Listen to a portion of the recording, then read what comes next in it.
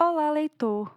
Hoje, no Contos de Sebo, continuaremos a leitura de A Casa dos Espíritos, da autora Isabel Allende. Capítulo 4. O Tempo dos Espíritos. Na idade em que a maioria das crianças usa fraldas e engatinha, balbuciando incoerências e babando, Blanca parecia uma anã racional. Caminhava aos tropeços, mas em ambas as pernas. Falava corretamente e comia sozinha, em decorrência do sistema de sua mãe de tratá-la como adulta. Tinha todos os dentes e começava a abrir os armários para desarrumar seu conteúdo, quando a família decidiu ir passar o verão em Las Três Marias, que Clara só conhecia de ouvir falar. Nesse período da vida de Blanca, a curiosidade era mais forte do que o instinto de sobrevivência, e Férula passava bons apertos, correndo atrás dela para evitar que se atirasse do segundo andar, entrasse no forno ou engolisse sabão. A ideia de ir para o campo com a menina parecia-lhe perigosa, estafante e inútil, já que Esteban poderia arranjar-se sozinho em Las Três Marias, enquanto elas desfrutavam de uma existência civilizada na capital. Clara, porém, estava entusiasmada. O campo parecia-lhe uma ideia romântica, porque nunca estivera num estábulo, como dizia os trabalhos e as lidas do campo. Férula se encarregava da casa dos empregados da capital que não se acostumavam ao desconforto e às moscas do campo, e de Blanca. Clara dividia seu tempo entre a oficina de costura, a venda e a escola, onde montou seu quartel-general para aplicar remédios contra a sarna e parafina contra os piolhos, desentranhar os mistérios da cartilha, ensinar as crianças a cantar. Tem uma vaca leiteira, não é uma vaca qualquer. E ensinar as mulheres a ferver o leite, curar diarreia e alvejar a roupa. Ao entardecer, antes que os homens regressassem do campo, Férula reunia as camponesas e as crianças para rezar o terço. Acorrendo mais por simpatia do que por fé, davam à solteirona a oportunidade de recordar os bons tempos de seus cortiços. Clara esperava que a cunhada terminasse as místicas ladainhas de Pai Nossos e Ave Marias e aproveitava a reunião para repetir as instruções que ouvira de sua mãe quando se agarrava às grades do congresso diante dela. As mulheres escutavam-na, em meio a risadinhos e pudores, pela mesma razão pela qual rezavam com Férula: não desagradar a patroa, ainda que aquelas frases inflamadas lhes parecessem histórias de loucos. Onde já se viu um homem não poder bater na própria mulher? Se não bate, é porque não gosta dela ou porque não é homem de verdade. Onde já se viu que o homem ganha, ou o que a terra produz, ou as galinhas põem, sejam dos dois, se quem manda é ele? Onde já se viu uma mulher poder fazer as mesmas coisas que um homem, se ela nasceu com mamas e sem colhões, dona Clarita? Argumentavam. Clara desesperava-se. Elas se cutucavam com o cotovelo e sorriam, tímidas, as bocas desdentadas e os olhos cheios de rugas, curtidas pelo sol e pela vida de má qualidade. sabendo de antemão que, se ousassem pensar em pôr em prática os conselhos da patroa, seus maridos lhes dariam uma boa surra. E bem merecida, aliás, como até Férula sustentava. Em pouco tempo, Esteban teve conhecimento da segunda parte das reuniões de oração e se enfureceu. Era a primeira vez que se irritava com Clara, e a primeira que ela ouvia num de seus famosos ataques de raiva. Esteban gritava, enlouquecido, andando pela sala em largas passadas, esmurrando os móveis e argumentando que, se Clara pensava seguir os passos de sua mãe, podia esperar encontrar um macho firme, que lhe arriaria as calcinhas e lhe daria umas boas chicotadas para encerrar de vez a maldita mania de arrengar as pessoas, e proibindo terminadamente as reuniões de oração ou de qualquer outra coisa, e afirmando que ele não era nenhum babaca a quem sua mulher pudesse ridicularizar. Clara deixou-o gritar e esmurrar os móveis até se cansar, e depois, distraída como sempre, perguntou-lhe se ele sabia mexer as orelhas. As férias alongaram-se e as reuniões na escola continuaram. Terminado o verão, o outono cobriu o campo de fogo e ouro, mudando a paisagem. Começaram os primeiros dias frios, as chuvas e a lama, sem que Clara desse sinais de querer regressar à capital, apesar da firme pressão de Férula, que detestava o campo. No verão, queixara-se das tardes de calor espantando moscas da terra do pátio, que empoeirava a casa como se vivessem no poço de uma mina, da água suja da banheira, onde os sais perfumados se transformavam em sopa de índios, das baratas voadoras que se enfiavam nos lençóis, dos caminhos de ratos e formigas, das aranhas que amanheciam esperneando no copo de água sobre a mesa de cabeceira e das galinhas insolentes que ponham ovos nos sapatos e cagavam na roupa branca do armário. A mudança do clima deu-lhe novas calamidades para lamentar. O lamaçal do pátio, os dias mais curtos, às 5 horas já estava escuro e não havia nada mais para fazer senão enfrentar a longa noite solitária, o vento e o resfriado, que ela combatia com cataplasmas de eucalipto, sem poder evitar que se contagiassem uns aos outros numa cadeia sem fim. Estava farta de lutar contra os elementos, sem mais distração do que acompanhar o crescimento de Blanca, que parecia uma antropófaga, como dizia, brincando com aquele garoto sujo, Pedro III. Era o cúmulo a menina não ter alguém de sua classe com quem se misturar. Estava adquirindo maus modos. Andava com as bochechas lambuzadas e crostas secas nos joelhos. Olhem como fala, parece uma selvagem. Estou cansada de lhe tirar piolhos da cabeça e lhe aplicar azul de metileno na sarna. Apesar dos resmungos, conservava sua rígida dignidade, seu coque inalterável, sua blusa engomada e o molho de chaves pendurado à cintura. Nunca suava, não se coçava e mantinha sempre seu suave aroma de lavanda e limão.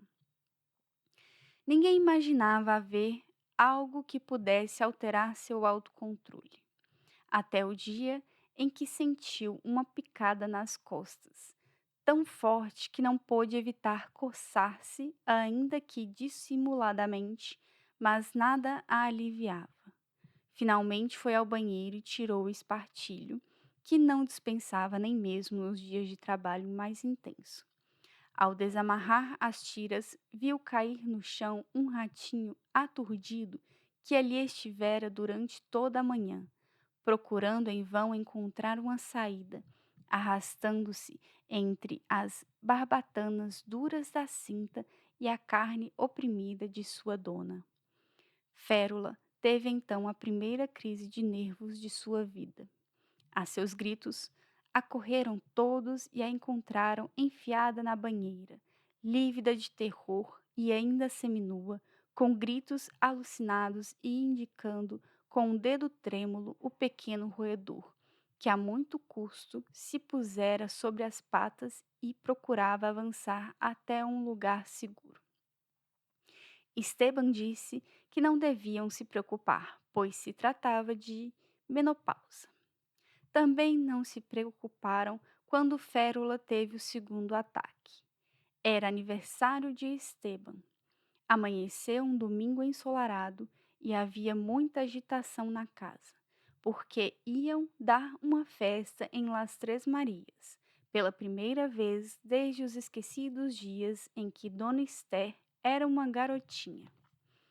Convidaram vários parentes e amigos que vieram de trem da capital e os proprietários das redondezas, sem esquecer os notáveis da aldeia. Com uma semana de antecedência, prepararam o banquete. Meia res assada no pátio, empadas de rins, caçarola de galinha, guisado de milho, torta de manjar branco e lucumas, e os melhores vinhos da safra. Ao meio-dia, começaram a chegar os convidados em coches ou a cavalo, e a grande casa de adobe encheu-se de conversas e risos. Férula afastou-se um momento para correr ao banheiro, um dos imensos banheiros da casa, cuja privada ficava no centro do cômodo, cercada de um deserto de louça branca. Estava instalada naquele assento solitário como num trono, quando a porta se abriu e entrou um dos convidados, ninguém menos que o prefeito do município, desabotoando a braguilha e um pouco embriagado pelo aperitivo. Ao ver a senhora, ficou paralisado de confusão e surpresa, e quando pôde reagir, a única coisa que lhe ocorreu foi avançar com um despropositado sorriso, atravessar todo o banheiro, estender a mão e cumprimentá-la com uma mesura. Zorobabel Blanco Jasmié, às suas prezadas ordens, apresentou-se. Por Deus, ninguém pode viver em meio a pessoas tão rústicas. Se querem, fiquem vocês neste purgatório de incivilizados que é o que isto aqui é. Eu volto para a cidade, quero viver como uma cristã, como sempre vivi, exclamou Férula quando conseguiu abordar o assunto sem explodir em pranto. Não partiu, entretanto. Não queria separar-se de Clara. Chegara ao ponto de adorar o ar que ela exalava, e mesmo que já não tivesse a oportunidade de dar-lhe banho e dormir com ela, procurava demonstrar-lhe sua ternura com 1000 pequenos detalhes, aos quais dedicava a sua existência. Aquela mulher severa e tão pouco complacente consigo mesma e com os demais podia ser doce e risonha com Clara, e às vezes, por extensão, também com Blanca. Só com ela se permitia ceder a seu transbordante desejo de servir e ser amada. Com ela podia manifestar, ainda que dissimuladamente, os mais secretos e delicados anseios de sua alma. Ao longo de tantos anos de solidão e tristeza, fora decantando as emoções e limpando os sentimentos até reduzi-los a umas poucas terríveis e magníficas paixões, que a ocupavam por completo. Não tinha capacidade para as pequenas perturbações, os rancores mesquinhos, as invejas disfarçadas, as obras de caridade, os afetos mornos, atenciosa polidez ou as considerações cotidianas. Era um desses seres nascidos para a grandeza de um só amor, o ódio extremado, a vingança apocalíptica e o heroísmo mais sublime. Não lhe foi possível, contudo, realizar, na medida de sua romântica vocação, seu destino, que se tornou monótono e cinzento, entre as paredes de um quarto de doente, em miseráveis asilos, em tortuosas confissões, em que aquela mulher grande, opulenta, de sangue ardente, feita para a maternidade, a abundância, a ação e o ardor, foi se consumindo. Nessa época, tinha cerca de 45 anos e sua esplêndida raça e seus remotos antepassados mouriscos mantinham sua pele lisa, seu cabelo ainda negro e sedoso, com uma única mecha branca na testa, seu corpo forte e delgado e seu andar resoluto, de gente saudável, ainda que a aridez de sua vida lhe desse a aparência de muito mais velha. Tem um retrato de Férula tirado nesses anos durante um aniversário de Blanca. É uma fotografia em sépia, descolorida pelo tempo, em que, todavia, ainda é possível vê-la com nitidez. Era uma deslumbrante matrona, mas havia em seu rosto um ricto amargo que denunciava sua tragédia interior. Provavelmente aqueles anos juntos de Clara foram os únicos felizes para ela, porque só com Clara se pôde fazer íntima.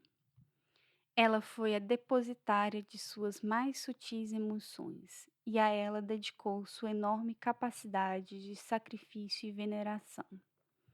Uma vez ousou verbalizar isso, e Clara escreveu em seu caderno de anotar a vida que Férula a amava muito mais do que ela merecia ou podia retribuir. Devido a esse amor desmesurado, Férula não quis partir de Las Três Marias, nem sequer quando irrompeu a praga das formigas, que começou com um rumorejar nos pastos, uma sombra escura que deslizava com rapidez comendo tudo. As maçarolas, os trigais, a alfafa e a maravilha. Regavam-nas com gasolina e ateavam-lhes fogo, mas reapareciam com novos brios. Pintavam com cal viva os troncos das árvores, mas elas subiam sem parar e não respeitavam peras, maçãs nem laranjas. Invadiam a horta e acabavam com os melões. Entravam na leiteira e o leite amanhecia azedo e cheio de minúsculos cadáveres. Introduziam-se no galinheiro e devoravam os frangos vivos, deixando um desperdício de penas e uns lamentáveis ossinhos. Faziam caminhos dentro de casa, entravam pelos encanamentos, apoderavam-se da despensa. Tudo o que se cozinhava tinha de ser comido imediatamente, porque se permanecesse uns minutos sobre a mesa, elas chegavam em procissão e devoravam. Pedro II Garcia combateu-as com água e fogo, e enterrou esponjas empapadas em mel de abelha para que, atraídas pelo doce, elas se juntassem e ele pudesse matar em grandes quantidades. Mas foi tudo em vão. Esteban Trueba foi à aldeia e retornou carregado de pesticidas de todas as marcas conhecidas, em pó, em líquido e em pílulas, e espalhou por todos os cantos com tamanho exagero que não se podiam mais comer os legumes porque provocavam dor de barriga. As formigas, no entanto, continuavam a aparecer e multiplicar-se, cada dia mais insolentes e decididas. Esteban foi outra vez à aldeia e mandou um telegrama à capital. 3 dias depois, desembarcou na estação Mr. Brown, um gringo anão, munido de uma mala misteriosa, que Esteban apresentou como técnico agrícola especialista em pesticidas. Depois de se refrescar com uma jarra de vinho com frutas, abriu sua mala sobre a mesa, extraiu dela um arsenal de instrumentos nunca vistos, procedeu à coleta de uma formiga e observou-a detidamente com um microscópio. Por que olha tanto para ela, mister? Se são todas iguais? Indagou Pedro II Garcia. O gringo não lhe respondeu.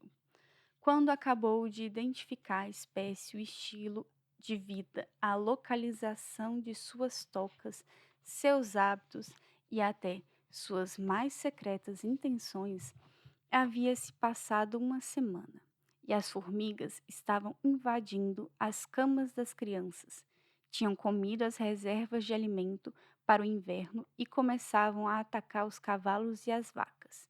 Então, Mister Brown explicou que era preciso fumigá-las com um produto de sua invenção que esterilizava os machos com o que deixavam de se multiplicar.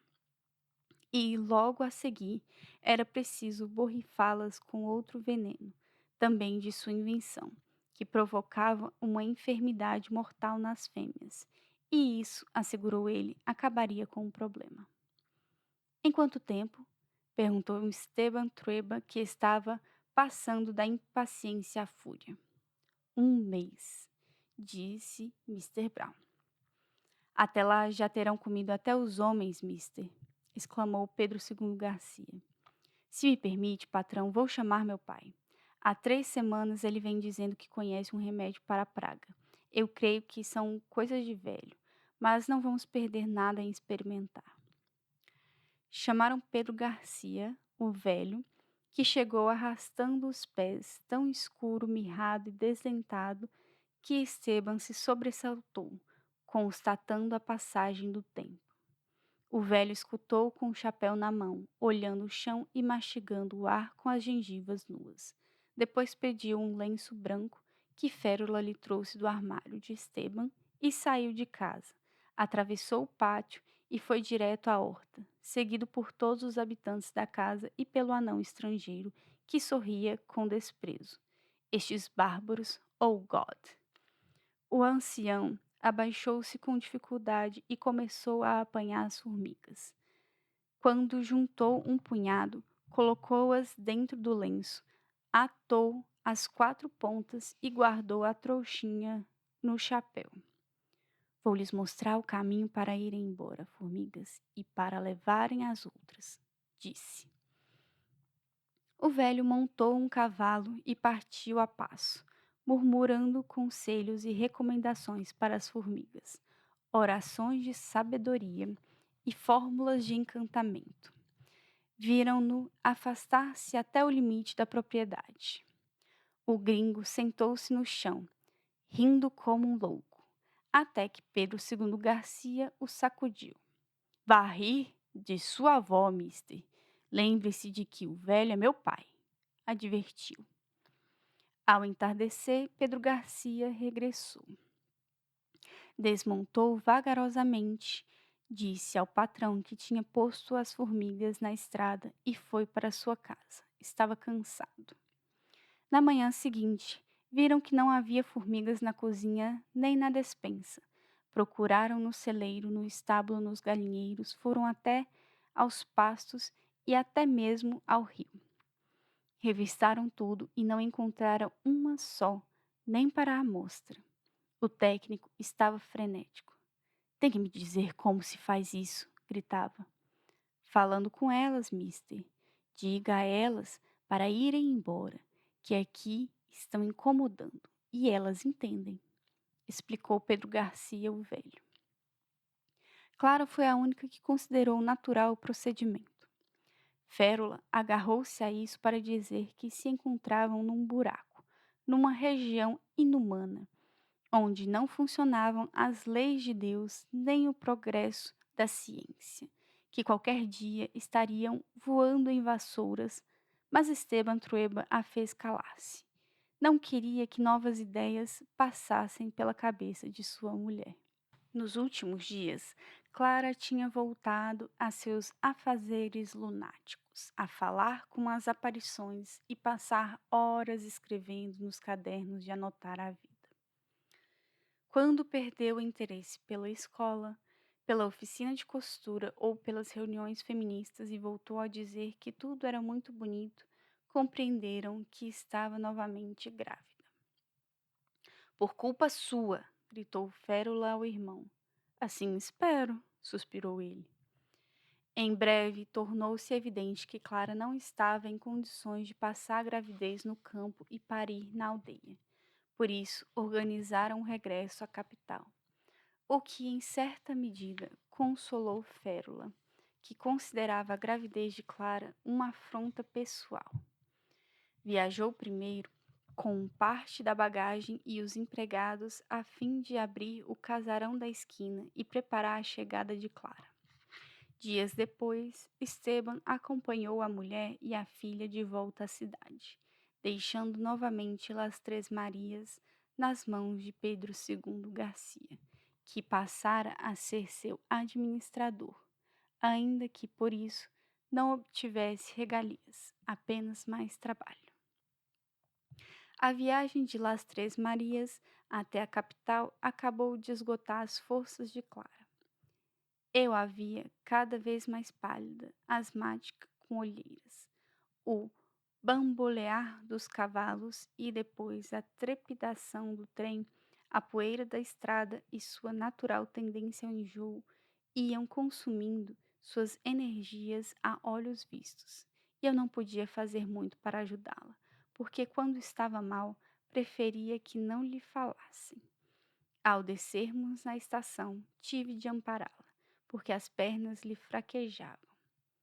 Acho que vou me elevar, anunciou ela. Aqui não, gritei-lhe, assustado com a ideia de que saísse voando acima das cabeças dos passageiros que percorriam a estação. Ela não se referia, no entanto, à levitação concreta, mas sim a elevar-se a um nível que lhe permitisse libertar-se do desconforto, do peso da gravidez e da profunda fadiga que lhe penetrava os ossos. Entrou em outro de seus longos períodos de silêncio, que durou vários meses, durante os quais se servia da lousa de escrever, como nos tempos da mudez. Nessa ocasião, não me alarmei, supondo que recuperaria a normalidade, como acontecera depois do nascimento de Blanca. E por outro lado, porque eu havia compreendido que o silêncio era o último refúgio inviolável de minha mulher, e não uma doença mental, como insistia o Dr. Cuevas. Férula cuidava dela da mesma forma obsessiva como cuidara antes de nossa mãe. Tratava como se fosse uma inválida. Não queria deixá-la sozinha nem por um minuto. E tinha-se descuidado de Blanca, que chorava o dia inteiro porque queria regressar a Las Três Marias. Clara deambulava pela casa como uma sombra, gorda e calada, com um desinteresse budista por tudo o que a cercava. Quanto a mim, nem sequer me olhava, passava ao meu lado como se eu fosse um móvel, e quando eu lhe dirigia a palavra, ficava no mundo da lua, como se não me ouvisse ou não me reconhecesse. Não tínhamos voltado a dormir juntos. Os dias ociosos na cidade e a atmosfera irracional que se respirava naquela casa deixavam-me os nervos em frangalhos. Tentava manter-me ocupado, mas isso não era suficiente. Estava sempre de mau humor. Saía todos os dias para controlar meus negócios. Nessa época, comecei a especular na bolsa de valores e passava horas analisando as altas e baixas das cotações internacionais. Dediquei-me a investir em prata, a formar sociedades, a fazer importações. Passava muitas horas no clube. Comecei também a interessar-me pela política e até entrei num ginásio, onde um gigantesco treinador me obrigava a exercitar músculos que eu não suspeitava ter no corpo. Tinham me recomendado massagens, mas jamais gostei desse tipo de coisa. Detesto ser tocado por mãos mercenárias. Nada disso, contudo, preenchia meu tempo. Sentia-me desconfortável e aborrecido. Queria voltar para o campo, mas não me atrevia a deixar a casa, onde, por todos os motivos, era necessária a presença de um homem sensato em meio àquelas mulheres histéricas. Além disso, Clara estava engordando em demasia. Tinha uma barriga descomunal que seu frágil esqueleto mal podia sustentar. Por pudor, não queria que eu a visse nua. Mas era minha mulher e eu não iria permitir que tivesse vergonha de mim. Ajudava a tomar banho e vestir-se, quando o férulo não se adiantava. E tinha-lhe infinita pena, tão pequena e delgada com aquela pança monstruosa, aproximando-se perigosamente do momento do parto. Muitas vezes preocupei-me, imaginando que ela pudesse morrer ao dar à luz, e me trancava-me com o doutor Cuevas para discutir a melhor maneira de ajudá-la. Tínhamos concordado que, se a situação não se apresentasse favorável, seria melhor fazer-lhe outra cesariana, mas eu não queria que a levassem para uma clínica e ele se negava a fazer-lhe outra operação como a primeira, na sala de jantar da casa. Alegava que ali não havia condições necessárias, mas naquela época as clínicas eram um foco de infecções, sendo nelas mais numerosos os que morriam do que os que se salvavam. Um dia, faltando pouco para a data do parto, sem qualquer aviso prévio, Clara desceu de seu refúgio brahmanico e voltou a falar. Quis uma chávena de chocolate e pediu-me que a levasse para passear. Meu coração deu um tranco. Toda a casa se encheu de alegria. Abrimos champanha. Mandei pôr flores frescas em todos os vasos. Encomendei camélias, suas flores preferidas. E com elas atapetei seu quarto. Clara, porém, começou uma crise de asma e rapidamente tivemos de tirá-las dali. Fui à rua dos joalheiros judeus e comprei-lhe um broche de diamantes, pelo qual ela me agradeceu efusivamente. Achou-o muito bonito, mas nunca a vi usando. Suponho que terá ido parar em algum lugar impensado onde o pôs e logo o esqueceu, como quase todas as joias que lhe comprei ao longo de nossa vida em comum.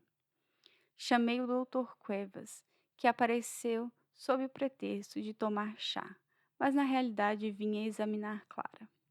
Levou-a ao quarto e depois disse-nos, a Férula e a mim, que se sua crise mental parecia curada, tinha de se preparar para um parto difícil, porque a criança era muito grande. Nesse momento, Clara entrou na sala, tendo supostamente ouvido a última frase. Vai dar tudo certo, não se preocupem, disse. Espero que desta vez seja homem, para ter meu nome. Gracejei. Não é um, são dois, respondeu Clara. Os gêmeos vão se chamar Jaime e Nicolás. Acrescentou. Aquilo foi demais para mim. Suponho que tenha explodido em decorrência da pressão acumulada nos últimos meses. Fiquei furioso. Disse que aqueles eram nomes de comerciantes estrangeiros, que ninguém se chamava assim em minha família, nem na dela, e que pelo menos um deveria chamar-se Esteban, como eu e meu pai.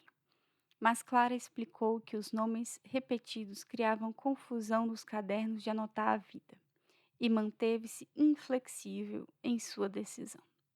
Para assustá-la, despedacei com um murro um jarrão de porcelana, que imagino era o último vestígio dos tempos faustuosos de meu bisavô. Mas ela não se comoveu, e o doutor Cuevas sorriu por trás de sua chávena de chá, o que me deixou ainda mais indignado. Saí batendo a porta e fui ao clube. Nessa noite me embriaguei, em parte porque precisava disso e em parte por vingança. Fui ao bordel mais conhecido da cidade, que tinha um nome histórico. Quero esclarecer que não sou homem de prostitutas e que só nos períodos em que me foi dado viver sozinho por longo tempo recorri a elas. Não sei o que me passou pela cabeça nesse dia. Estava irritado com Clara, Andava aborrecido, sobravam-me energias e deixei-me tentar. Naqueles anos, os negócios do Cristóbal Colón eram florescentes. Mas ele não tinha adquirido ainda o prestígio internacional que chegou a ter quando constava nas cartas de navegação das companhias inglesas e nos folhetos turísticos, e foi filmado pela televisão. Entrei num salão com móveis franceses, desses com pés retorcidos, onde me recebeu uma matrona nacional que imitava à perfeição o sotaque de Paris, e me informou inicialmente a lista de preços e em seguida me perguntou se eu tinha em mente alguém em especial. Disse-lhe que minha experiência se limitava ao farolito rojo e a alguns miseráveis lupanares de mineiros do norte, de modo que qualquer mulher jovem e limpa me serviria. "O senhor é muito simpático, monsieur", disse ela. "Vou lhe trazer o melhor da casa." A seu chamado apareceu uma mulher enfiada num vestido de cetim preto, tão apertado que mal continha a exuberância de sua feminilidade. Tinha o cabelo puxado sobre uma orelha, penteado que eu sempre detestei, e a sua passagem deixava flutuando no ar um terrível perfume almiscarado, tão persistente quanto um gemido. "Fico feliz em vê-lo, patrão", cumprimentou, e então eu a reconheci, porque a voz era a única coisa que não havia mudado em trânsito soto. Levou-me pela mão a um quarto fechado com um túmulo, com as janelas ocultadas por cortinas escuras onde não havia penetrado um raio de luz natural desde tempos ignotos, mas que, de qualquer modo, parecia um palácio se comparado às sórdidas instalações do farolito rojo. Ali tirei pessoalmente o vestido de cetim preto de trânsito, desarrumei seu horrendo penteado e pude ver que nesses anos tinha crescido, engordado e envelhecido. "Vejo que prosperou muito", disse-lhe. "Graças aos seus 50 pesos, patrão. Serviram-me para começar", respondeu-me. "Agora posso devolvê-los reajustados, porque com a inflação já não valem o que valiam antes." "Prefiro que me deva um favor, trânsito", disse-lhe rindo. Acabei de lhe tirar as anáguas e constatei que não existia quase nada da mocinha delgada, com joelhos e cotovelos salientes, que trabalhava no farolito rojo, exceto a incansável disposição para a sensualidade e a voz de pássaro rouco. Seu corpo fora depilado e sua pele friccionada com limão e mel de Amabilis, como me explicou, até ficar suave e branca como a de uma criança. Tinha as unhas pintadas de vermelho e uma serpente tatuada em torno do umbigo, que conseguia mover em círculos enquanto mantinha em perfeita imobilidade o resto do corpo. Enquanto demonstrava sua habilidade para ondular a serpente, contou-me sua vida. "Se tivesse ficado no farolito rojo, o que seria de mim, patrão? Já não teria dentes, seria uma velha. Esta profissão é muito desgastante. Temos que nos cuidar. E olhe que eu não trabalho na rua. Jamais gostei, é muito perigoso. Na rua é preciso ter um rufião ou corre-se muito risco. Ninguém nos respeita. Mas por que dar a um homem o que custa tanto ganhar? Nesse sentido, as mulheres são muito estúpidas. São filhas da necessidade. Precisam de um homem para se sentir seguras e não se dão conta de que a única coisa que há de temer são os próprios homens. Não sabem administrar-se e precisam sacrificar-se por alguém. As putas são as piores, patrão, acredite. Passam a vida trabalhando para um cafetão. Alegram-se quando ele as assurra Sentem-se orgulhosas de vê-lo bem vestido, com dentes de ouro, com anéis, e quando ele as deixa ou vai com outra mais nova, perdoam-lhe porque é homem. Não, patrão, não sou assim, nunca fui mantida por ninguém. Por isso, nem que ficasse louca, eu manteria, fosse quem fosse. Trabalho para mim, e o que ganho, gasto como quero. Custou-me muito, não pense que foi fácil, porque as donas dos prostíbulos não gostam de lidar com mulheres, preferem entender-se com os rufiões. Não ajudam nenhuma de nós, não têm consideração. Mas parece que aqui apreciam o trânsito. Disseram-me que você é a melhor da casa. E sou, mas este negócio iria por água abaixo se não fosse por mim, que trabalho como um burro, disse ela. As outras já estão como esfregões, patrão. Aqui só vêm velhos, já não é mais como antes. É preciso modernizar essa questão para atrair os funcionários públicos, que não têm nada para fazer ao meio-dia, a juventude, os estudantes. É preciso ampliar as instalações, dar mais alegria ao local e limpar a fundo. Assim a clientela teria confiança e não ficaria imaginando que pode pegar doença venérea, não é verdade? Isso é uma porcaria. Não limpam nunca. Olhe, levante o tapete e tenho certeza de que lhe salta um percevejo. Já disse tudo isso a madame, mas ela não me dá atenção. Não tem tino para negócio. E você tem? Claro, patrão. Tenho 1 milhão de ideias para melhorar o Cristóbal Colón. Essa profissão me entusiasma. Não sou como essas que só se queixam e culpam a má sorte quando algo vai mal. Não vê aonde cheguei? Já sou a melhor. Se me empenhar, posso ter a melhor casa do país, garanto-lhe. Eu estava me divertindo muito. Sabia apreciá-la porque, de tanto ver a ambição no espelho quando fazia a barba pela manhã, tinha aprendido a reconhecê-la quando a via nos outros.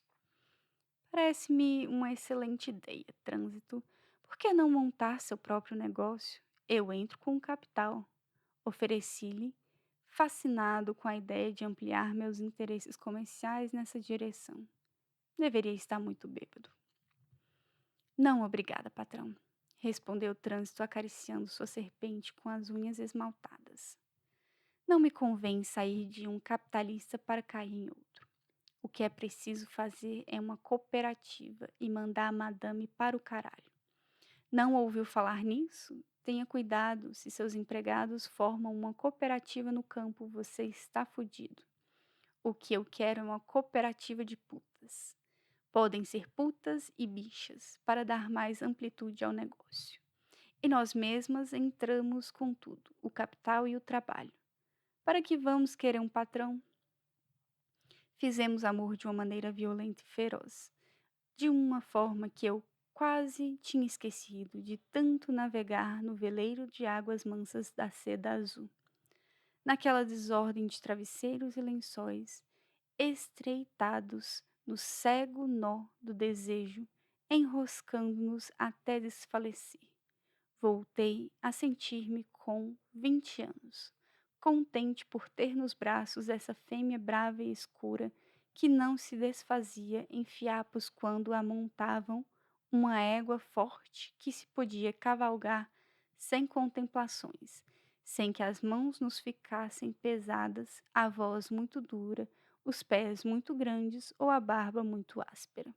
Uma pessoa comum, que resiste a uma enfiada de palavrões no ouvido e não precisa se embalada com ternuras e nem enganada com galanteios.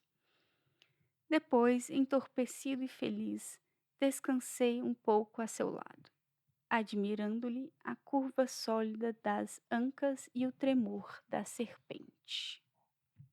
Voltaremos a nos ver, Trânsito, disse, entregando-lhe a gratificação. Eu já lhe disse isso antes, patrão, recorda-se? Respondeu-me com o último vai-vem da serpente. Na realidade, não tinha intenção de tornar a vê-la, preferi esquecê-la. Não teria mencionado esse episódio de trânsito não houvesse desempenhado um papel tão importante para mim muito tempo depois, porque, como já disse, não sou homem de prostitutas, mas essa história não poderia ter sido escrita se ela não tivesse intervindo para nos salvar e salvar ao mesmo tempo nossas recordações. Poucos dias depois, enquanto o doutor Cuevas estava preparando o ânimo de Clara para voltar a lhe abrir a barriga, morreram Severo e Nívia Del Valle, deixando vários filhos e 47 netos vivos. Clara inteirou-se do fato antes de qualquer um, por causa de um sonho que tivera. Mas nada disse senão a Férula, que procurou tranquilizá-la, explicando-lhe que a gravidez produz um estado de sobressalto em que os pesadelos são frequentes. Duplicou os cuidados.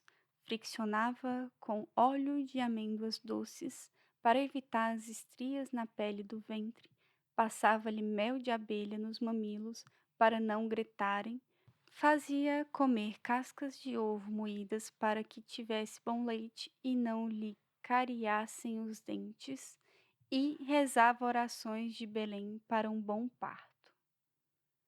2 dias depois do sonho, chegou Esteban Trueba em casa mais cedo do que de costume.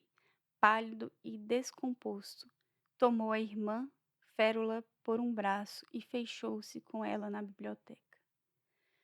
Meus sogros morreram no acidente, informou-a brevemente. Não quero que Clara saiba antes do parto. Temos de fazer um muro de censura à sua volta. Nem jornais, nem rádio, nem visitas, nem nada. Vigie os empregados para que ninguém lhe diga nada. Suas boas intenções, contudo, anularam-se pela força das premonições de Clara. Naquela noite, voltou a sonhar que os pais caminhavam por um campo de cebolas e Nívia estava sem cabeça. De modo que, assim, soube tudo o que ocorrera sem necessidade de ler jornal nem ouvir rádio. Acordou muito excitada e pediu à Férula que a ajudasse a vestir-se, porque precisava sair à procura da cabeça da mãe. Férula comunicou imediatamente a Esteban, e ele chamou o Dr. Cuevas, que, apesar do risco de prejudicar os gêmeos, lhe deu uma beberagem para loucos, destinada a fazê-la dormir 2 dias, mas que nela não produziu o menor efeito. Os esposos Del Valle morreram como Clara sonhou, e como, brincando, Nívia anunciara frequentemente que morreriam. Qualquer dia vamos morrer nessa máquina infernal, dizia Nívia apontando para o velho automóvel do marido. Severo Del Valle teve, desde jovem, um fraco pelos inventos modernos. O automóvel não foi exceção. Nos tempos em que todos andavam a pé, em coche puxado por cavalos ou em triciclos, ele comprou o primeiro automóvel que chegou ao país e que fora exposto como curiosidade numa vitrina do centro. Era um prodígio mecânico que se deslocava à velocidade suicida de 15 a 20 quilômetros por hora, em meio ao assombro dos pedestres e das maldições daqueles que, à sua passagem, ficavam salpicados de barro ou cobertos de pó. A princípio, foi combatido como um perigo público. Eminentes cientistas explicaram pela imprensa que o organismo humano não fora feito para resistir a deslocamentos de 20 quilômetros por hora e que o novo componente, que denominavam gasolina, poderia inflamar-se e produzir uma reação em cadeia que destruiria a cidade. Até a igreja opinou a respeito.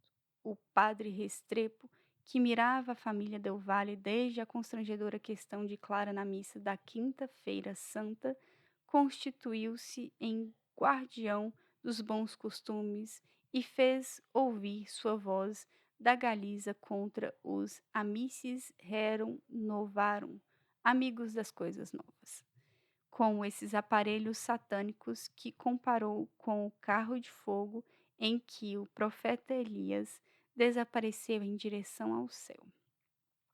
Severo, porém, ignorou o escândalo, e em pouco tempo outros cavalheiros seguiram seu exemplo, até que o espetáculo dos automóveis deixou de ser uma novidade. Usou-o durante mais de 10 anos, negando-se a trocá-lo por outro modelo quando a cidade se encheu de carros modernos, mais eficientes e seguros, pela mesma razão que sua mulher não se quis desfazer dos cavalos de traço até morrerem tranquilamente de velhice. O Sumbim tinha cortinas com rendas e 2 floreiras de cristal nas costas dos bancos, em que Nívia conservava flores frescas. Era todo forrado de madeira polida e de couro castanho claro, e suas peças de bronze eram brilhantes como ouro.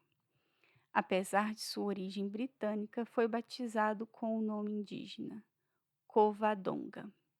Era, na verdade, perfeito, à exceção do fato de os freios nunca terem funcionado bem. Severo orgulhava-se de suas habilidades mecânicas.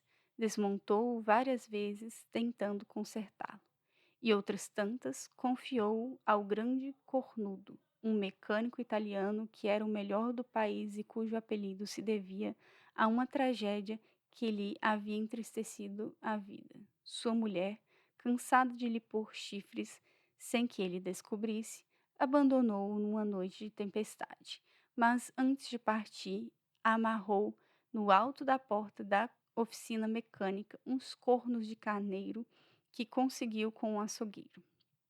No dia seguinte, quando o italiano chegou ao trabalho, encontrou uma cambada de garotos e vizinhos se divertindo à sua custa. Aquele drama, no entanto, não abalou seu prestígio profissional, embora ele não tivesse conseguido consertar os freios do Covadonga. Severo optou por carregar no automóvel uma grande pedra, e quando estacionava em ladeiras, um passageiro pisava o freio, o outro descia rapidamente e colocava a pedra na frente das rodas. O sistema em geral dava bom resultado. Mas, naquele domingo fatal, assinalado pelo destino como o último de suas vidas, não funcionou. O casal Del Valle passeava pelos arrabaldes da cidade, como sempre fazia nos dias de sol. Os freios de súbito pararam completamente de funcionar, e antes que Nívia conseguisse saltar do carro para colocar a pedra, ou Severo pudesse manobrar o automóvel, foi rodando ladeira abaixo. Severo tentou desviá-lo ou detê-lo, mas o demônio apoderara-se da máquina, que voou descontrolada até se espetar numa carroça carregada de ferro de construção. Uma das lâminas entrou pelo para-brisa e decapitou Nívia, cuja cabeça saiu em disparada e, apesar das buscas da polícia, dos guardas florestais e dos vizinhos voluntários que a rastrearam com cães, foi impossível encontrá-la durante 2 dias. No terceiro dia, como os corpos começaram a feder, tiveram de enterrá-los incompletos, num funeral magnífico a que assistiram o clã Del Valle e um incrível número de amigos e conhecidos, além das delegações de mulheres que foram despedir-se dos restos mortais de Nívia, considerada então a primeira feminista do país e a respeito de quem os inimigos ideológicos comentaram que, se tinha perdido a cabeça em vida, não havia razão para que a conservasse na morte. Clara, recolhida em casa, rodeada de empregados que dela cuidavam, com Férula como guardiã e sedada pelo Dr. Cuevas, não assistiu ao enterro. Não fez nenhum comentário que indicasse ter conhecimento do horripilante assunto da cabeça perdida, em consideração a todos os que haviam tentado poupar-lhe esta última dor. No entanto, quando terminaram os funerais e a vida pareceu voltar à normalidade, Clara convenceu Férula a acompanhá-la na busca. E foi inútil sua cunhada lhe dar mais beberagens e pílulas porque não desistiu da ideia. Vencida, Férula compreendeu que não era possível continuar alegando que o caso da cabeça era um pesadelo e que o melhor seria ajudá-la em seus planos. antes que a ansiedade a perturbasse ainda mais. Esperaram que Esteban Trueba saísse. Férola ajudou-a a vestir-se e chamou um coche de aluguel. As instruções de Clara ao motorista foram meio imprecisas. O senhor siga em frente e eu vou dizendo o caminho. Instruiu-o, guiada por seu instinto para ver o invisível.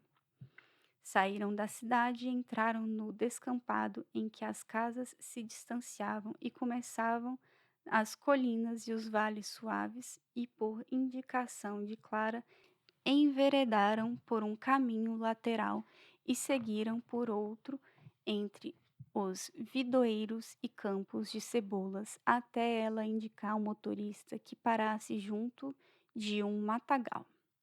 É aqui, disse. Não pode ser, estamos longe demais do lugar do acidente, duvidou Férola. É aqui, insistiu Clara.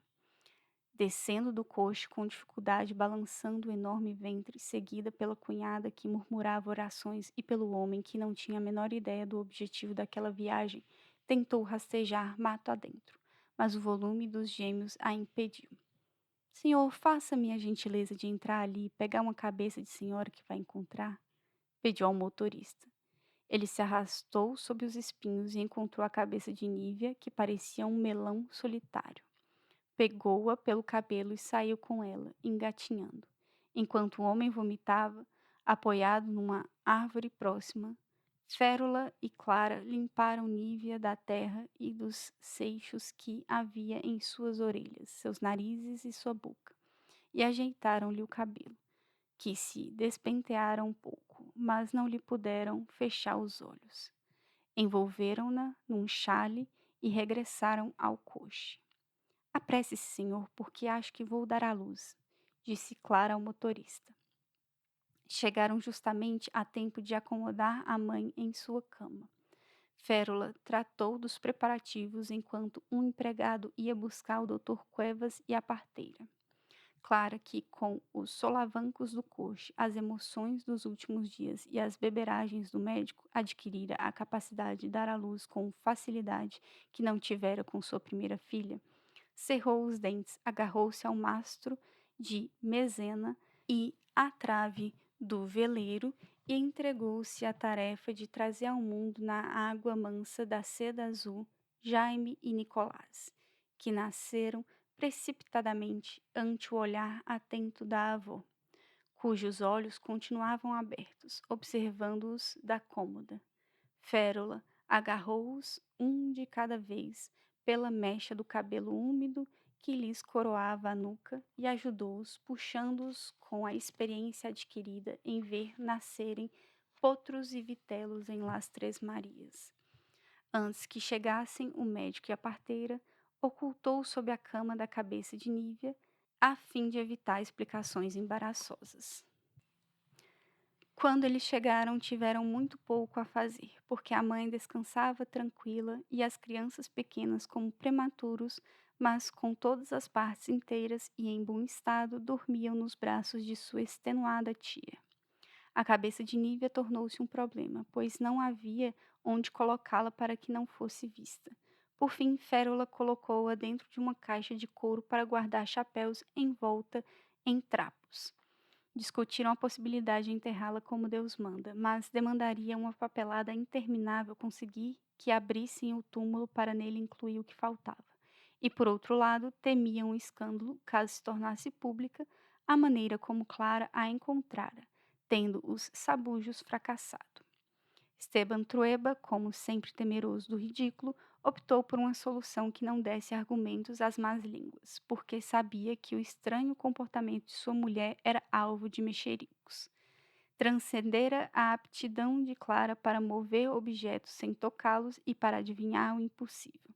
Alguém desenterrou a história da mudez de Clara durante a infância e a acusação do padre Restrepo, aquele santo verão que a igreja pretendia converter no primeiro beato do país. Os 2 anos em Las Três Marias serviram para calar os murmúrios e para que as pessoas esquecessem, mas Trueba sabia que bastava uma insignificância como o assunto da cabeça da sogra para que voltassem os falatórios. Por isso, e não por desleixo, Como se disse anos mais tarde, a caixa de chapéu foi guardada no porão à espera de ocasião adequada para ganhar uma sepultura cristã. Clara recompôs-se do duplo parto com rapidez. Entregou a criação dos meninos à sua cunhada e à Nana, que, depois da morte dos antigos patrões, se empregou na casa dos Trueba, para continuar servindo o mesmo sangue, como dizia. Nascera para embalar filhos alheios, usar a roupa que os outros dispensavam, comer suas sobras, viver de sentimentos e tristezas emprestados, envelhecer sob teto alheio, morrer um dia em seu cubículo do último pátio, em cama que não era sua, e ser enterrada na vala comum do cemitério central. Tinha cerca de 70 anos, mas mantinha-se imperturbável em seu trabalho, incansável nas lidas da casa, imune ao tempo, com agilidade para disfarçar-se de cuco e assustar Clara pelos cantos quando lhe baixava a mania da mudez e da lousa, com força para lidar com os gêmeos e ternura para mimar Blanca, tal como antes o fizera com sua mãe e sua avó. Adquirira o hábito de murmurar orações constantemente, porque, quando se deu conta de que ninguém na casa tinha fé, assumiu a responsabilidade de orar pelos vivos da família e certamente também pelos mortos, como um prolongamento dos serviços que lhes havia prestado em vida. Na velhice chegou a esquecer para quem rezava, mas manteve o costume com a certeza de que para alguém serviria. A devoção era a única coisa que compartilhava com Férula. Em todo o resto, foram rivais. Uma sexta-feira à tarde, bateram à porta do casarão da esquina 3 senhoras translúcidas, de mãos tênues e olhos de bruma, com ultrapassados chapéus floridos e banhadas com intenso perfume de violetas silvestres, que se infiltrou por todos os cômodos e deixou a casa cheirando a flores por vários dias. Eram as 3 irmãs Mora. Clara estava no jardim e parecia tê-las esperado toda a tarde. Recebeu-as com um menino em cada peito e com Blanca brincando a seus pés. Olharam-se, reconheceram-se, sorriram-se. Foi o começo de uma apaixonada relação espiritual que lhes durou toda a vida e que, se suas previsões se cumprissem, continua no além. As 3 irmãs Mora eram estudiosas do espiritismo e dos fenômenos naturais, sendo as únicas detentoras da prova irrefutável de que as almas podem materializar-se, graças a uma fotografia que as mostrava à volta de uma mesa e, voando acima de suas cabeças, um ectoplasma difuso e alado, que alguns descrentes atribuíam a uma mancha na revelação do retrato e outros a um simples engano do fotógrafo. Por condutas misteriosas ao alcance dos iniciados, inteiraram-se da existência de Clara, puseram-se em contato telepático com ela e compreenderam de imediato que eram irmãs astrais. Por meio de discretas averiguações, localizaram seu endereço terrestre e apresentaram-se com seus próprios baralhos, impregnados de fluidos benéficos, uns jogos de figuras geométricas e números cabalísticos de sua invenção, para desmascarar os falsos parapsicólogos, e uma travessa de pasteizinhos simples e tradicionais de presente para Clara. Fizeram-se amigas íntimas e, a partir desse dia, tentavam encontrar-se todas as sextas-feiras para invocar os espíritos, trocar cabalas e receitas culinárias.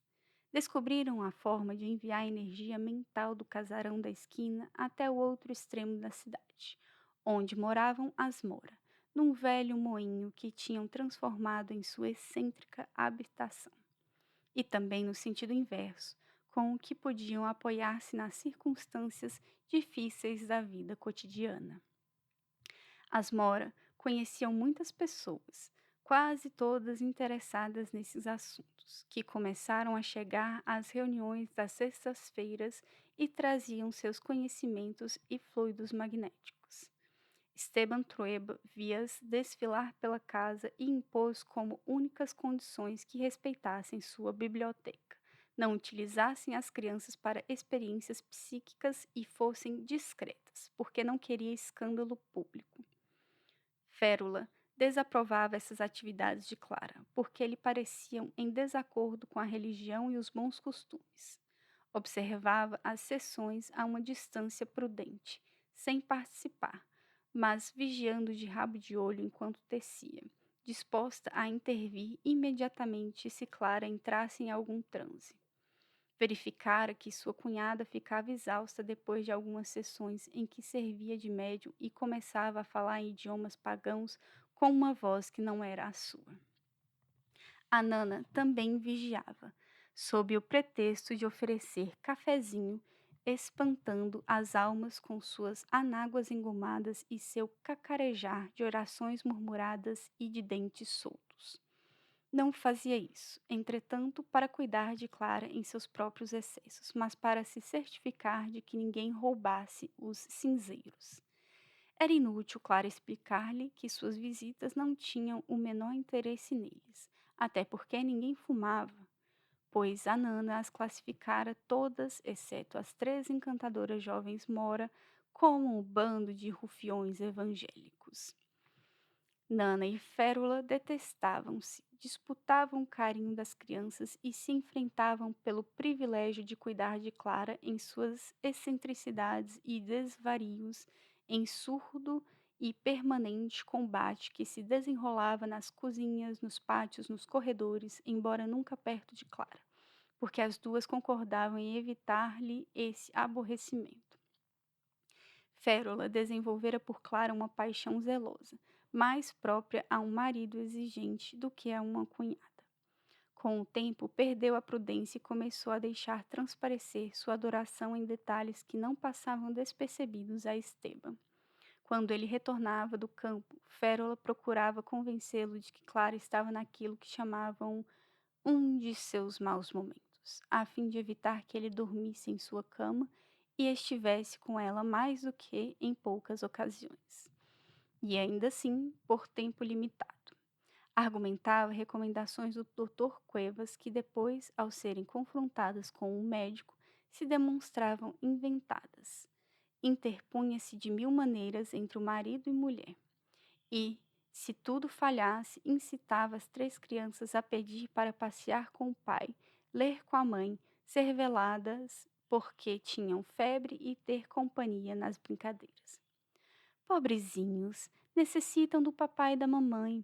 Passam todo o dia nas mãos dessa velha ignorante que lhes põe ideias atrasadas na cabeça e os está transformando em imbecis em suas superstições. O que se deve fazer com Nana é interná-la. Dizem que as servas de Deus têm um asilo para empregadas velhas que é uma maravilha. São tratadas como senhoras, não têm que trabalhar, há boa comida, isso seria o mais humano, pobre Nana, já não aguenta mais, dizia.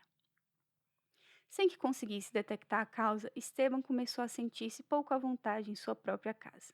Percebia sua mulher cada vez mais afastada, mais rara e inacessível. Não a atingia nem com presentes, nem com suas tímidas demonstrações de ternura, nem com a paixão desenfreada que o perturbava sempre em sua presença. Durante todo esse tempo, seu amor aumentava até se fazer obsessão. Queria que Clara não pensasse em ninguém mais senão nele, que não tivesse mais vida além da que pudesse repartir com ele, que lhe contasse tudo, que nada possuísse se não viesse de suas mãos e que dele dependesse completamente. A realidade, porém, era diferente, e Clara parecia estar voando de aeroplanos, como seu tio Marcos, solta do solo firme, procurando Deus em disciplinas tibetanas, consultando na mesa de 3 pés os espíritos, que davam pancadinhas, 2 para sim, 3 para não, decifrando mensagens de outros mundos, que lhe indicavam até as condições climáticas. Um dia, anunciaram que havia um tesouro escondido sob a lareira, e ela mandou primeiro demolir a parede, mas nada apareceu. Depois a escada, tampouco. A seguir, a metade do salão principal e nada. Finalmente foi informado de que o espírito, confundido com as modificações arquitetônicas que ela fizera na casa, não reparara que o esconderijo dos dobrões de ouro não estava no casarão dos Trueba, mas do outro lado da rua, na casa dos Ugarte, que se negaram a demolir a sala de jantar, não acreditando na história do fantasma espanhol. Clara não era capaz de fazer as tranças de Blanca para mandá-la à escola. Disso se encarregavam Férula ou Nana, mas tinha com sua filha uma extraordinária relação, baseada nos mesmos princípios da que tivera com Nívia. Contavam-se história, liam os livros mágicos dos baús encantados, viam os retratos de família, relatavam casos de tios que deixavam escapar gases e de cegos que caem como gárgulas dos álamos. Saíam para olhar a cordilheira e contar as nuvens. Comunicavam-se uma com a outra em idioma inventado que suprimia o T no castelhano e o substituía por N, e o R por L, de maneira que ficavam falando como o chinês da tinturaria. Jaime e Nicolás, entretanto, cresciam separados do binômio feminino, de acordo com o princípio daqueles tempos de que hão de se fazer homens.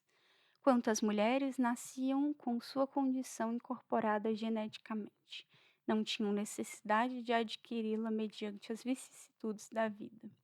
Os gêmeos tornavam-se fortes e brutos nas brincadeiras próprias de sua idade, primeiro caçando lagartixas para cortar-lhes o rabo, ratos para submeter a competições de velocidade e borboletas para tirar-lhes o pó das asas e mais tarde dando murros e pontapés de acordo com as instruções do mesmo chinês da tinturaria, que era avançado para sua época, sendo o primeiro a introduzir no país o conhecimento milenar das artes marciais, embora ninguém lhe tivesse dado valor quando demonstrou ser capaz de quebrar tijolos com a mão e quis montar sua própria academia, tendo por isso se dedicado a lavar roupa alheia.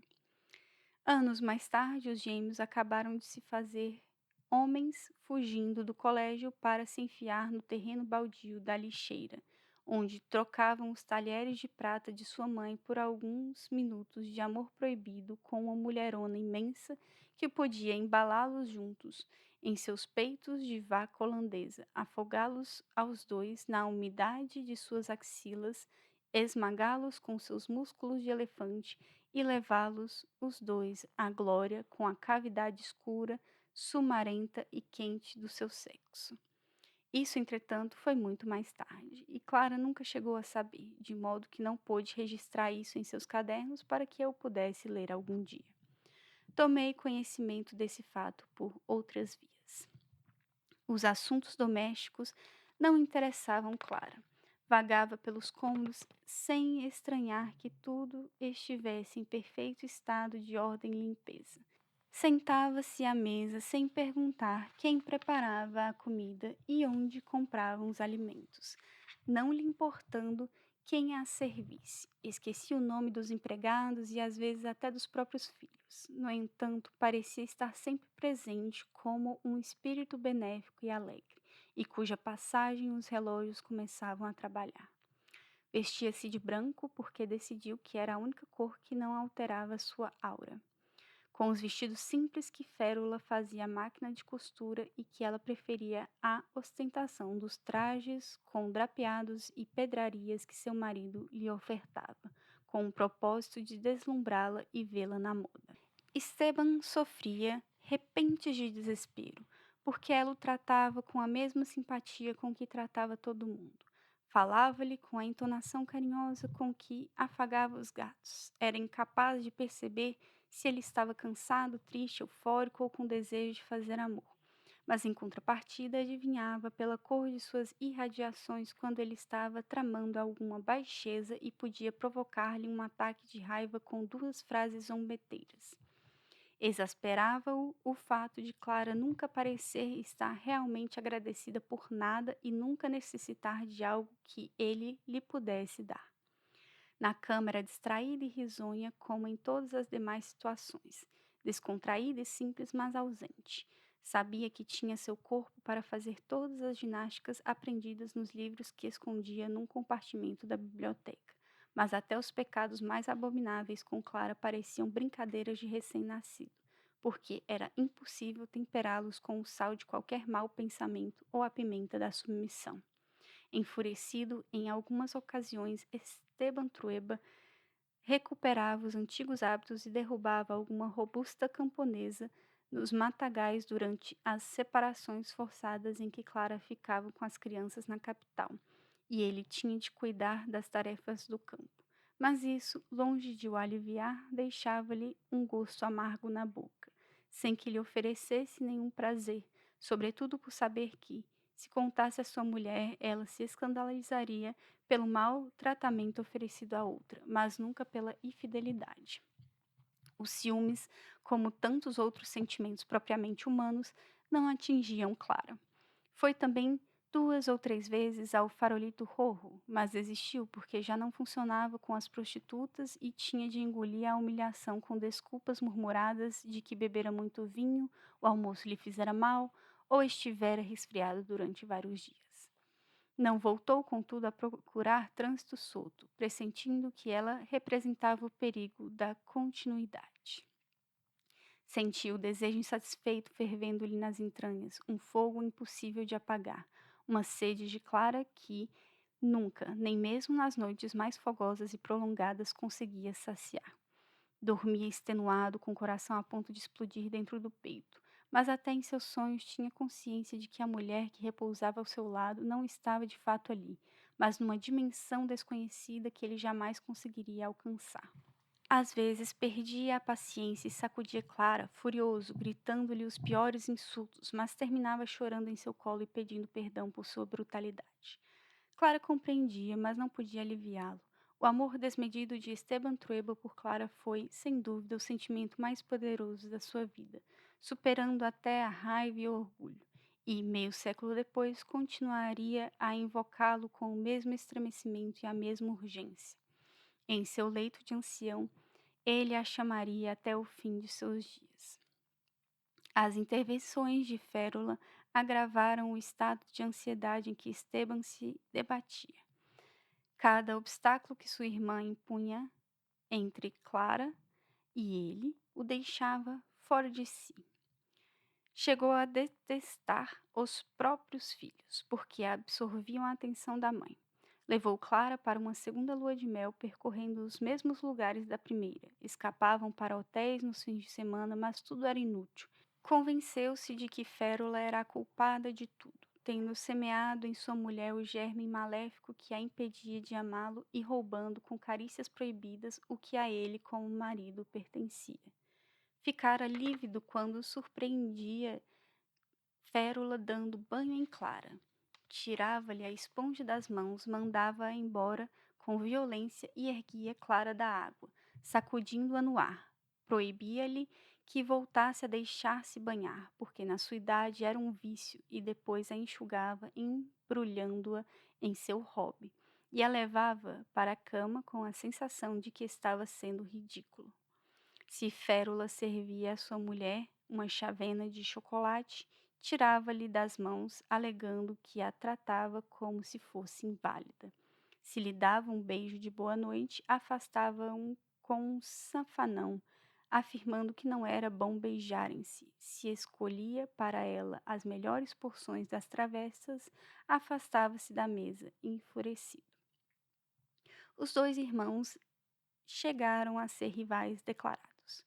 Mediam-se com olhares de ódio, inventavam argúcias para se rebaixar mutuamente aos olhos de Clara. Espiavam-se e vigiavam-se. Esteban desistiu de voltar ao campo e encarregou Pedro II Garcia de tudo, incluindo as vacas importadas. Deixou de sair com os amigos, ir jogar golfe e trabalhar, para vigiar dia e noite os passos da irmã e ficar na frente dela sempre que se aproximava de Clara. A atmosfera da casa tornou-se irrespirável, densa e sombria, e até a Nana parecia estar endemoninhada. A única que permanecia completamente alheia a tudo que estava acontecendo era Clara, que em sua distração e inocência nada percebia. O ódio de Esteban e Férula demorou muito até explodir. Começou com um mal-estar dissimulado e um desejo de se ofenderem nos menores detalhes, mas foi crescendo até que ocupou toda a casa. Naquele verão, Esteban precisou ir a Las Três Marias, porque justamente no momento das colheitas, Pedro II Garcia caiu do cavalo e teve de ir com a cabeça quebrada para o Hospital das Freiras. Assim que seu administrador se recuperou, Esteban regressou à capital sem avisar. No trem, perseguiam-no um terrível pressentimento e um desejo inconfessado de que tivesse acontecido algum drama, sem saber que o drama começara quando ele o desejou. Chegou à cidade no meio da tarde, mas foi diretamente ao clube, onde jogou uma partida de bisca e jantou sem conseguir, contudo, acalmar a inquietação e a paciência, ainda que não soubesse o que o esperava.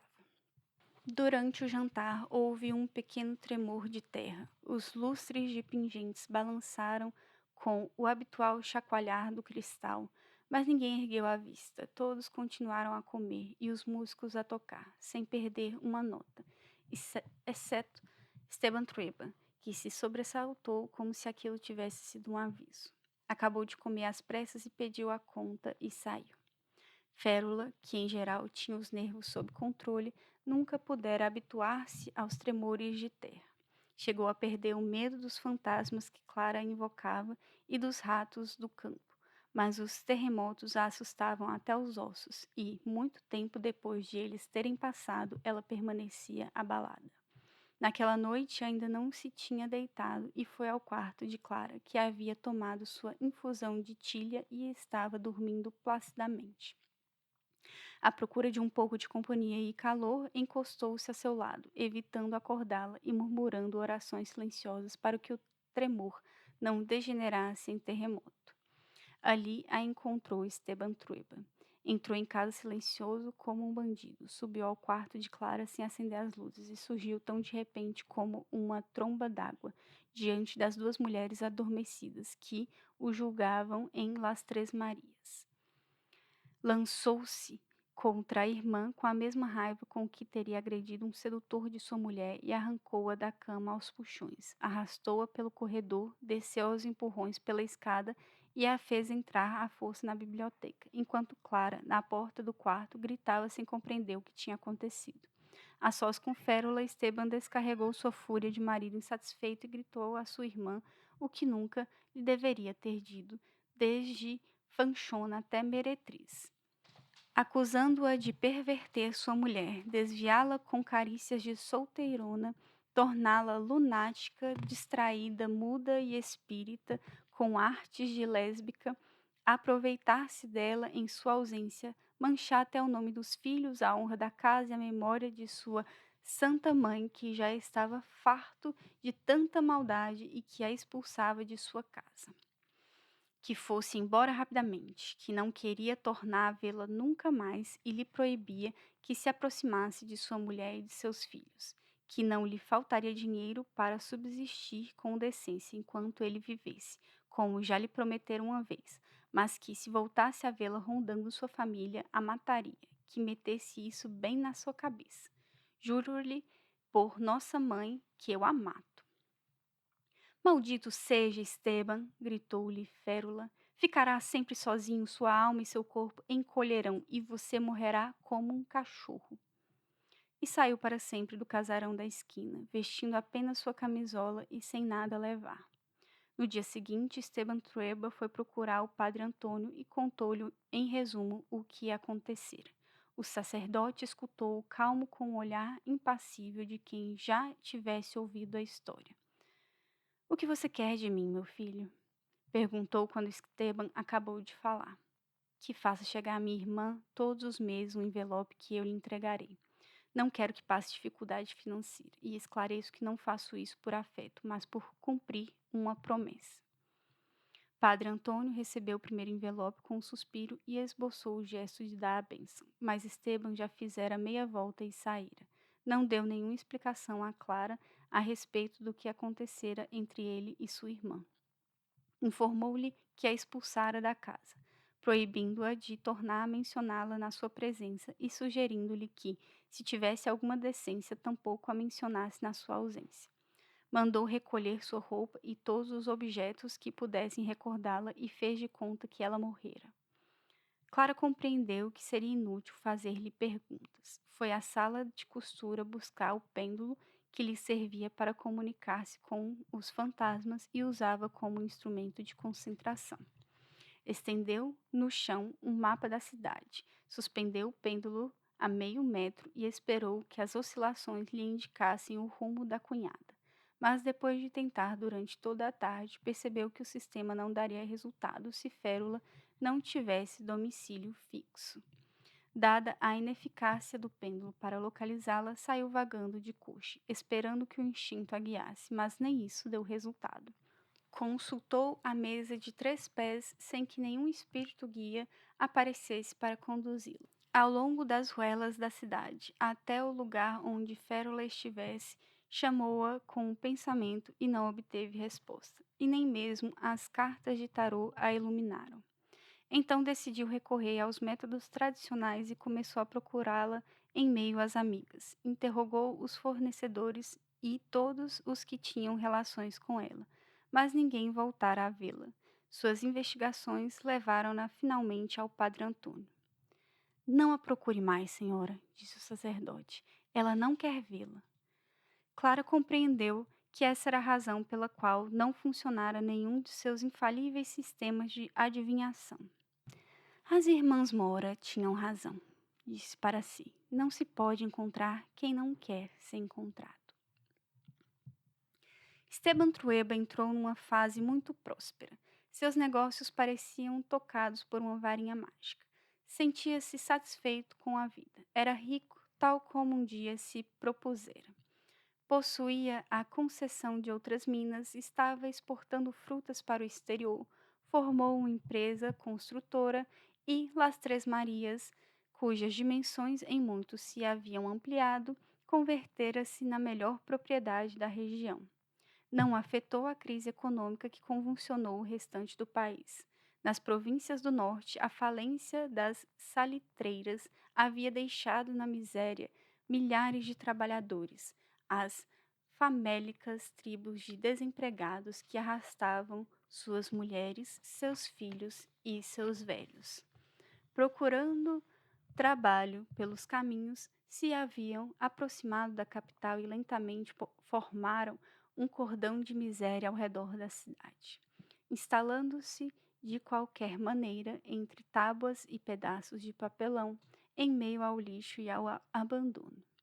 Vagavam pelas ruas pedindo uma oportunidade para trabalhar, mas não havia trabalho para todos, e pouco a pouco os rudes operários, emagrecidos pela fome, encolhidos de frio, andrajosos, desolados, deixaram de pedir trabalho e pediam simplesmente uma esmola. A cidade encheu-se de mendigos e depois de ladrões. Nunca se haviam visto geadas mais terríveis do que as daquele ano. Nevou na capital. O espetáculo inusitado que se manteve nas primeiras páginas dos jornais, celebrado com notícia festiva, enquanto nas comunidades marginais e crianças amanheciam azuis congeladas. Nem a caridade era suficiente para tantos desamparos. Foi o ano do tifo exantemático. Começou como mais uma calamidade que atingia os pobres e logo adquiriu características de castigo divino. Brotou nos bairros dos indigentes, em consequência do inverno, da desnutrição e da água suja dos valões. Acrescentou-se ao desemprego e distribuiu-se por toda parte. Os hospitais não davam vazão. Os enfermos deambulavam pelas ruas, os olhos perdidos, tirando os piolhos e lançando-os às pessoas sãs. Cultivou-se a praga, que entrou em todos os lugares, infectou os colégios e as fábricas. Ninguém se sentia seguro. Todos viviam com medo, perscrutando os sintomas que anunciavam a terrível enfermidade.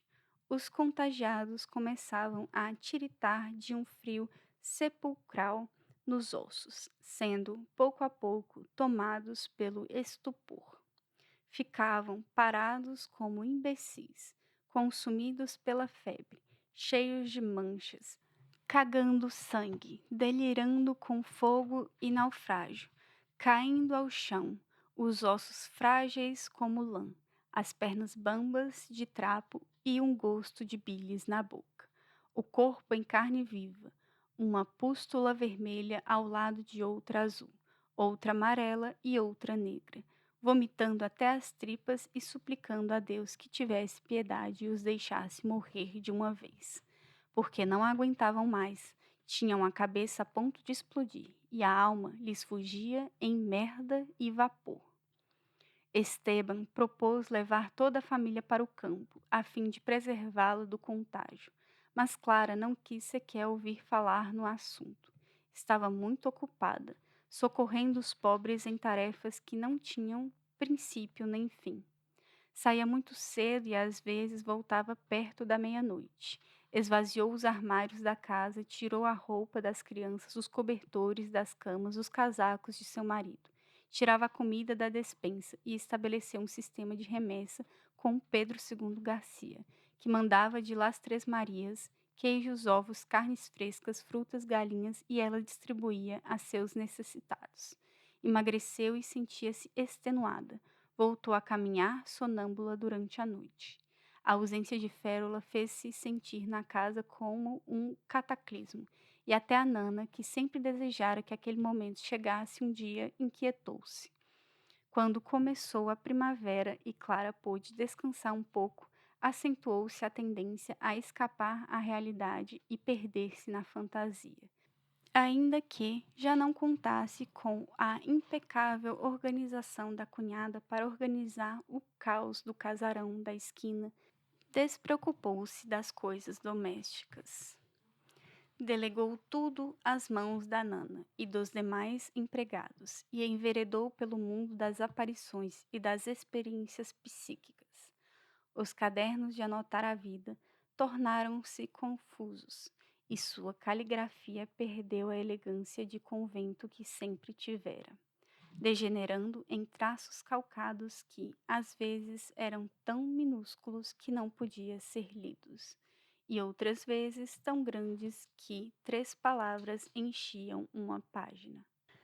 Nos anos seguintes, juntou-se em torno de Clara e das 3 irmãs Mora um grupo de estudiosos de Gurdjieff, de Rosa Cruz, de espíritas e de boêmios notívagos que faziam 3 refeições diárias em casa e alternavam seu tempo entre consultas urgentes aos espíritos na mesa de 3 pés e a leitura dos versos do último poeta iluminado que pousava no colo de Clara. Esteban permitia essa invasão de excêntricos, porque fazia muito tempo que se dera conta de que era inútil interferir na vida de sua mulher. Decidiu que pelo menos os meninos varões deveriam permanecer à margem da magia, de modo que Jaime e Nicolás foram internados num colégio inglês vitoriano, que considerava qualquer pretexto bom para baixar suas calças e dar-lhes varadas no traseiro, sobretudo no de Jaime, que zombava da família real britânica e aos 12 anos estava interessado em ler Marx, um judeu que provocava revoluções no mundo inteiro. Nicolás herdara do tio-avô Marcos o espírito aventureiro e, da sua mãe, a capacidade de compor horóscopos e decifrar o futuro, e que, porém, não constituía um delito grave para a rígida formação do colégio, apenas uma excentricidade, tendo, portanto, sido muito menos castigado do que o irmão. O caso de Blanca era diferente, porque seu pai não intervinha em sua educação. Considerava que seu destino era casar-se e brilhar na sociedade. Sendo assim, a faculdade de se comunicar com os mortos, se mantida em tom frívolo, poderia constituir uma atração. Afirmava que a magia, como a religião e a culinária, era um assunto propriamente feminino, e talvez por isso era capaz de sentir simpatia pelas 3 irmãs Mora. Em contrapartida, detestava os espíritas do sexo masculino, quase tanto quanto os padres. Por sua vez, Clara andava por toda parte com a filha agarrada às barras da saia. Convidava-a para as sessões das sextas-feiras e criou-a em estreita familiaridade com as almas, os membros das sociedades secretas e os misérrimos artistas de quem era mecenas.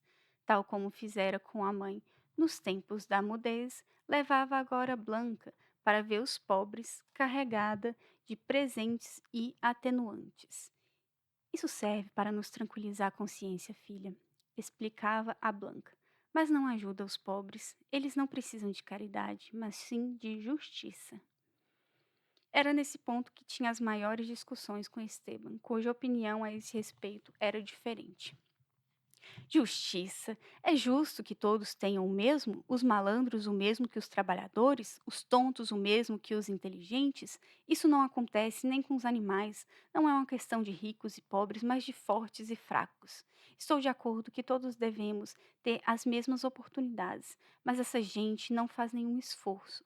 É muito fácil estender a mão e pedir esmola. Eu acredito no esforço e na recompensa. Graças a essa filosofia, cheguei a ter o que tenho. Nunca pedi um favor a ninguém e não cometi nenhuma desonestidade, o que prova que qualquer um pode fazê-lo. Eu estava destinado a ser um pobre e infeliz escrituário de cartório. Por isso, não aceitarei ideias bolchevistas em minha casa. Façam caridade para os asilos, se quiserem.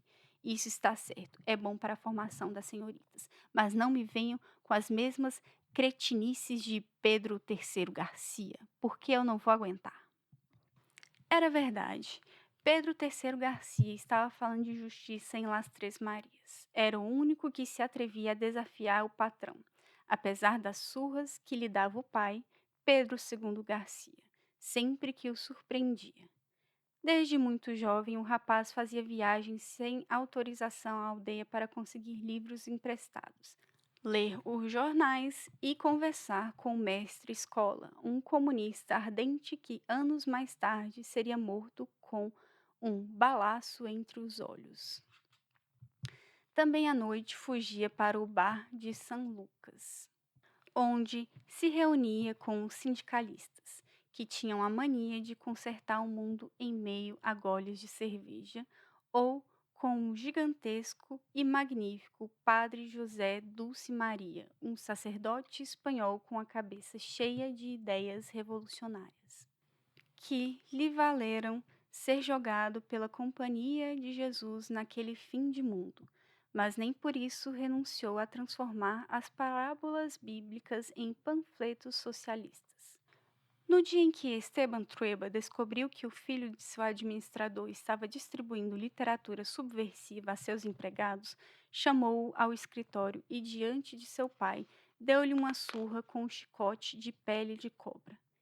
Este é o primeiro aviso, ranhento de merda, disse-lhe sem levantar a voz e olhando-o com olhos de fogo. A próxima vez que eu encontrar perturbando as pessoas, prendo-o. Na minha propriedade não quero revoltosos, porque aqui mando eu e tenho o direito de me cercar de pessoas de quem gosto. E não gosto de você, fique sabendo.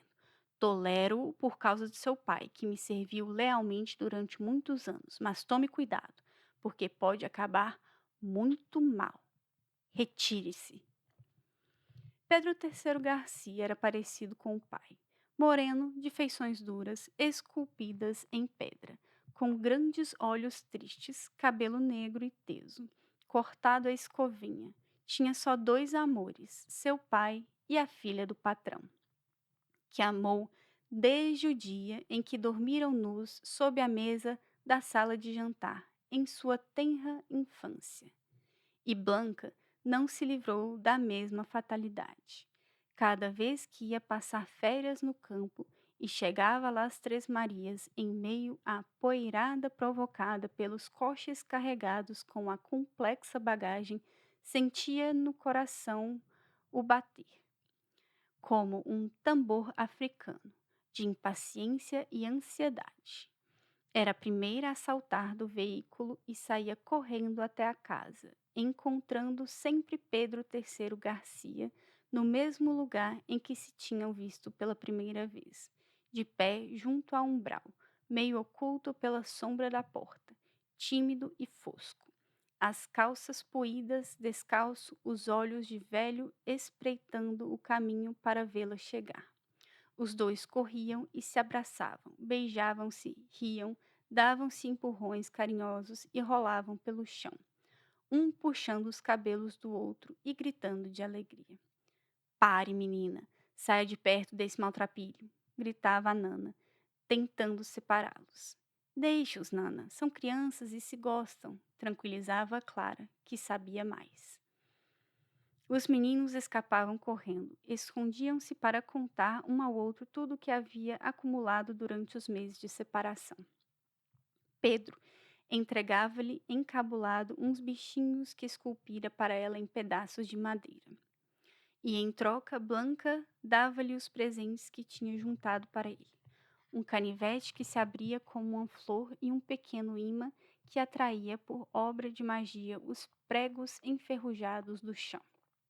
No verão, em que ela chegou com parte do conteúdo do baú dos livros mágicos do tio Marcos, tinha cerca de 10 anos e Pedro III ainda lia com dificuldade. Mas a curiosidade e o anseio conseguiram o que a professora não havia obtido nem com varadas. Passaram o verão lendo, deitados em meio aos juncos do rio, aos pinheiros do bosque e às espigas dos trigais, discutindo as virtudes de Sandokan e Robin Hood, a má sorte do pirata negro, as histórias verídicas e edificantes do tesouro da juventude, o malicioso significado das palavras proibidas no Dicionário de la Real Academia de la Lengua Espanhola, o sistema cardiovascular em lâminas que mostravam um tipo sem pele, com todas as veias e o coração exposto à vista, mas com calções. Em poucas semanas, o menino aprendeu a ler com voracidade. Penetraram o amplo e profundo universo das histórias impossíveis, dos duendes, das fadas, dos náufragos que sorteiam quem comerá e quem será comido, dos tigres que se deixam adestrar por amor, dos invernos fascinantes, das curiosidades geográficas e zoológicas, dos países orientais em que há gênios dentro de garrafas, dragões nas grutas e princesas e prisioneiros nas torres. Visitavam frequentemente Pedro Garcia, o velho, cujos sentidos o tempo gastara. Foi pouco a pouco ficando cego com uma película azul celeste cobrindo-lhe as pupilas. São as nuvens que estão entrando por minha vista, dizia. Agradecia muito as visitas de Blanca e Pedro III, que era seu neto, mas ele já havia esquecido. Escutava as histórias que eles selecionavam dos livros mágicos e tinham de ser gritadas em seu ouvido, porque, explicava, o vento também estava entrando por suas orelhas e por isso estava surdo. Em troca, ensinava-os a se imunizar contra picadas dos bichos malignos e demonstrava-lhes a eficácia de seu antídoto, pondo um escorpião vivo no braço. Ensinava-os a procurar água. Tinham de segurar um pau seco com as duas mãos e caminhar tocando o solo, em silêncio, pensando na água e na sede que tem o pau. Até que de repente, ao servir a umidade, o pau começasse a tremer. Então, é preciso cavar ali, dizia-lhes o velho. Mas esclarecia que esse não era o sistema que ele empregava para localizar os poços no solo de Las Três Marias, porque ele não precisava do pau. Seus ossos tinham tanta sede que, ao passar pela água subterrânea, mesmo que fosse profunda, seu esqueleto avisava-o. Mostrava-lhes as ervas do campo e fazia-os cheirá-las, prová-las e acariciá-las para que conhecessem seu perfume natural, seu sabor e sua textura. E assim eles poderiam identificar cada uma, segundo suas propriedades de cura. Acalmar o espírito, expulsar os fluidos diabólicos, lustrar os olhos, fortificar o ventre, estimular o sangue. Nesse terreno, sua sabedoria era tão grande que o médico do Hospital das Freiras ia visitá-lo para lhe pedir conselhos. Nem toda a sua sabedoria, entretanto, pôde curar sua filha Pancha de uma cãibra que a despachou para o outro mundo. Deu-lhe bosta de vaca para comer e, como isso não funcionou, deu-lhe bosta de cavalo. Envolveu-a em mantas e a fez suar o mal até que a deixou nos ossos. Fez-lhe fricções de aguardente com pólvora por todo o corpo, mas tudo isso foi inútil. Pancha esvaiu-se numa diarreia interminável, que lhe encolheu as carnes e a fez padecer de uma sede insaciável. Vencido, Pedro Garcia pediu autorização ao patrão para levá-la à aldeia numa carroça. Os 2 meninos acompanharam-no. O médico do Hospital das Freiras examinou Pancha cuidadosamente e disse ao velho que estava perdida e que, se a tivesse levado antes e não lhe tivesse provocado aquela suadeira, teria podido fazer algo por ela, mas que seu corpo já não conseguia mais reter nenhum líquido, estando como uma planta com as raízes secas. Pedro Garcia ofendeu-se e continuou a negar o fracasso, mesmo quando regressou com o cadáver da filha, envolto numa manta, acompanhado pelos meninos assustados, e o descarregou no pátio de Las Três Marias, resmungando contra a ignorância do doutor.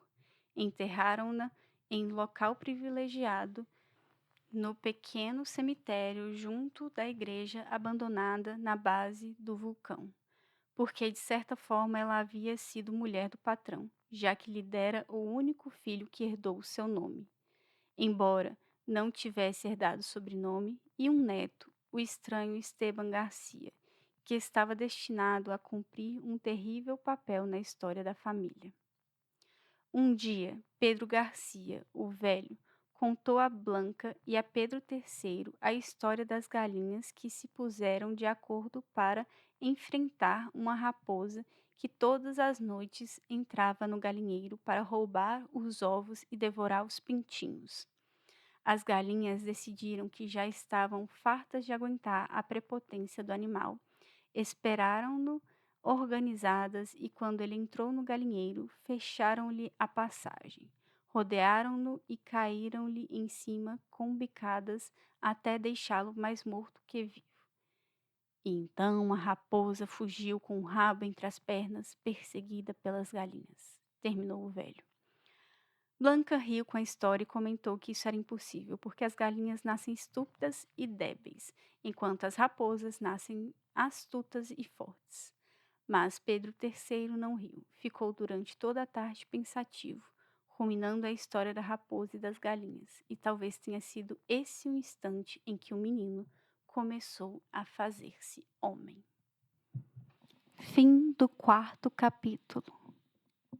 Para mais, se inscreva no canal Contos de Sebo e ative o sininho.